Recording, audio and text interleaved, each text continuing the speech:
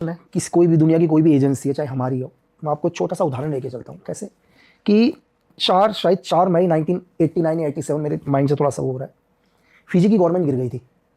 वहाँ की गवर्नमेंट क्या हुई, कलब हो गई। वहाँ के जो कर्नल थे रबुका, उन्होंने वहाँ पर फिजी को क्या कर दिया, अपने हैंड ओवर में ले लिया पूरा का पूरा। ठीक है, लेकिन क्या हुआ, जब 1947 में जब हम आज़ाद हुए थे, तो अंग्रेज यहाँ से क्या हुआ, बहुत सारे हिंदुस्तानी को फिजी लेकर गए, क्योंकि फिजी उनके कंट्रोल में था और उन्हें काम करने के लिए चाहिए था फिजी में बहुत लोग। तो जितने भी हम लोग बिहार यूपी से जितने भी लोग थे वो फिजी के अंदर थे, और फिजी में उस टाइम इंडियंस की लगभग 55% पॉपुलेशन थी। जो कर्नल रबुका था वो नहीं चाहता था, इंडियंस को लाइक नहीं करता था। जब उसने गवर्नमेंट गिराई तो उसने एक ही दिन हजारों इंडियंस को किल कर दिया। इसकी पूरी दुनिया, मतलब पूरी दुनिया बोल रही थी यार गलत हुआ है करके, लेकिन खुल के कोई सामने नहीं आ रहा था।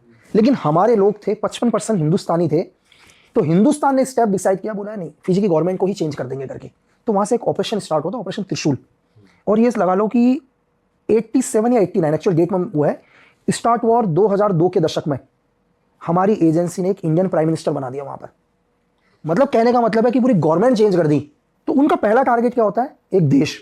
आज आप छोटा सा एग्जांपल मैं आपको बता रहा हूं, रशिया, ठीक है, यूक्रेन वॉर चल रहा है। ये दुनिया को दिखाई दे रहा है कि रशिया और यूक्रेन का वॉर चल रहा है। ये सिर्फ हमको नजर आ रहा है। जो यूक्रेन महज 6 घंटे में खत्म हो सकता है, यार 2 साल होने वाले हैं यार, यूक्रेन खत्म ही नहीं हो रहा। सही बात है। कोई तीसरे लोग हैं जो इस वॉर को करा रहे हैं। मेरी बात समझ में आ रहा है? मतलब उनका भी टारगेट क्या है, उनका भी टारगेट एक देश है। उनका टारगेट क्या है, रशिया है, कि रशिया को बैकफुट में फेंक दो करके।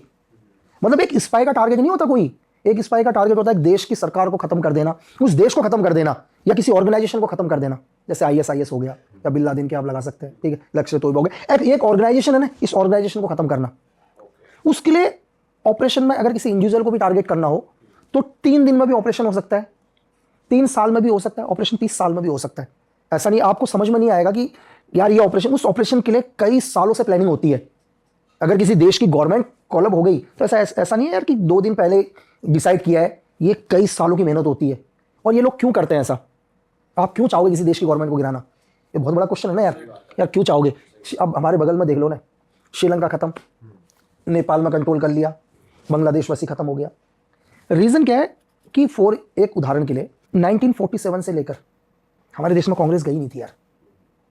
आप कांग्रेस की सरकार देखो तो जब मुरारी देसाई जी की सरकार आई तभी कांग्रेस की सरकार गई। USSR कभी चाहता ही नहीं था सरकार जाए करके। आपको लगता है, हमें लगता है कि हमारी गवर्नमेंट सिर्फ हम ही डिसाइड करते हैं। हमारी गवर्नमेंट किसकी बनेगी ये कुछ और भी लोग हैं जो डिसाइड करते हैं। आज भी ऐसा हो रहा है सर, दुनिया में हर जगह ऐसा ही होता है सर।